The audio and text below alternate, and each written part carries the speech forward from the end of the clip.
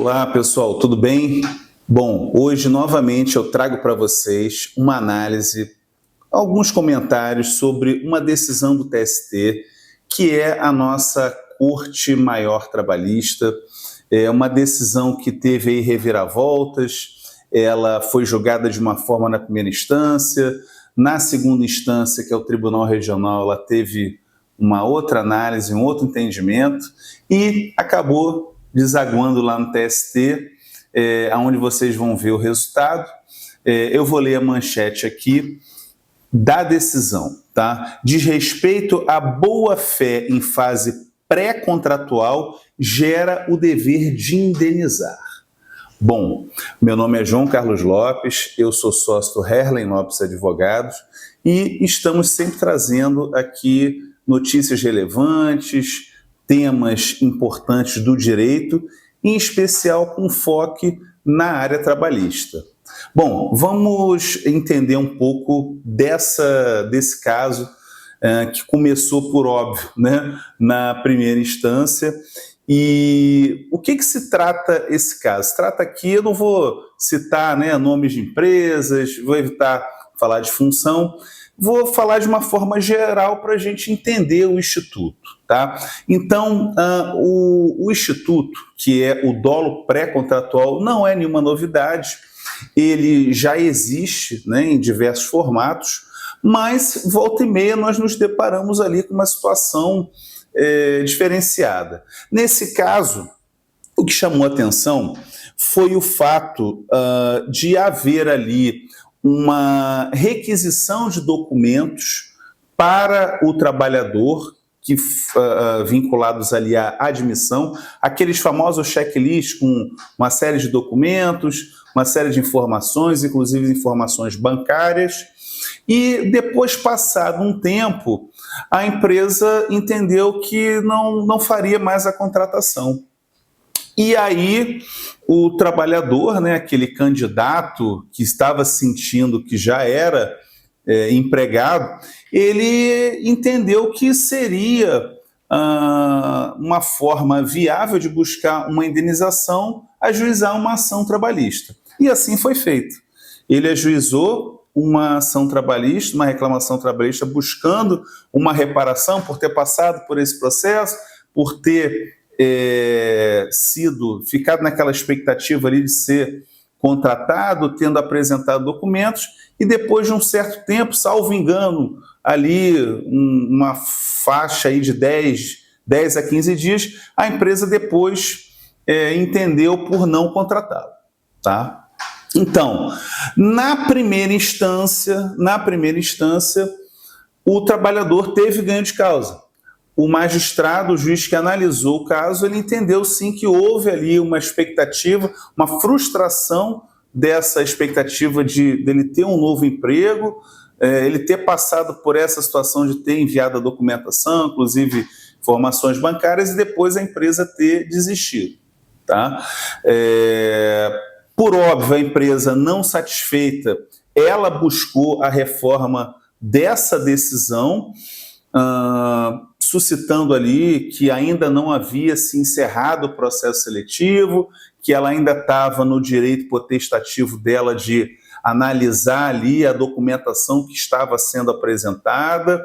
E digo mais, talvez possa ter até expandido um pouco mais a questão da avaliação do documento, até para uma questão interna, se a contratação, ela, depois de um certo tempo, ela realmente ainda seria viável, se o orçamento para aquela vaga ainda estava disponível. Sabemos que o mundo empresarial é dinâmico. Às vezes um cenário de uma semana não é o mesmo da semana seguinte. Enfim, com esses argumentos, a empresa conseguiu reformar essa decisão, afastou essa condenação, o tribunal, a segunda instância, e declarou improcedente a ação. Dessa forma, imaginava-se ali que o caso estaria resolvido, mas, como sabemos, né, a busca recursal ela é válida, é legítima e cada vez mais está sendo aprimorada. Por isso que é importante o estudo da jurisprudência, o estudo de casos concretos e o acompanhamento das decisões do TST para que se possa efetivamente conseguir ali as melhores orientações, as melhores práticas empresariais e o trabalhador também ser bem orientado. Então, nesse caso, a empresa teve o êxito na segunda instância, mas o trabalhador recorreu. Ao chegar no TST, muito interessante que a questão virou novamente. Houve ali a decisão do ministro relator em reformar o acórdão e reconhecer e validar a indenização que ele havia conseguido. Para resumir aqui o voto, a decisão, o relator, ele ressaltou que a empresa demonstrou nítida intenção em contratá-lo, ao pedir a documentação necessária, inclusive para abertura de conta-salário, e indicar clínica para a realização de exame admissional. Ao seu ver, a empresa, ao desistir da contratação, ofendeu o dever de lealdade e boa-fé, pois o trabalhador teve a real expectativa de firmar um novo vínculo empregatício. Nesse sentido, o relator enfatizou que o entendimento do TST é de haver respeito à boa-fé na fase pré-contratual. A legítima expectativa de contratação que for frustrada injustificadamente deve ser indenizada pela empresa que praticar essa conduta abusiva. E concluiu que esse dano prescinde de comprovação da efetiva lesão. Enfim, é um entendimento de uma turma do TST, não como uma notícia recente, né? É possível que vá ter ali desdobramentos, a empresa queira fazer mais algum recurso, mas é importante sabermos desses precedentes.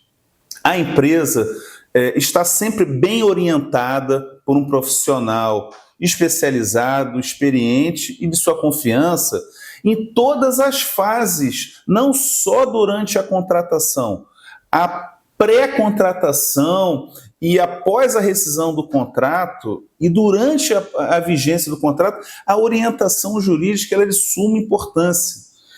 O trabalho preventivo empresarial é muito importante. Então, fica aqui sempre a recomendação para que as empresas, os empresários, façam sempre consultas preventivas para o seu jurídico, para o seu RH, enfim, que possam estar sempre municiadas de casos concretos, onde os profissionais vão buscar ali as melhores práticas e esse tipo de litígio, esse tipo de situação seja mitigada, seja minimizada e até mesmo, em alguns casos, seja inexistente na empresa. Enfim, essa era mais uma decisão que nós trouxemos aqui para vocês, com um caráter inicial na primeira instância, uma reforma na segunda instância e depois uma nova reviravolta lá no TST. Bom, espero que vocês tenham gostado do vídeo. Continuaremos aqui analisando sempre novas decisões que entendemos ser relevantes e acompanhe o nosso canal no YouTube, porque lá você vai ter acesso à íntegra do nosso vídeo. Um grande abraço e até a próxima análise.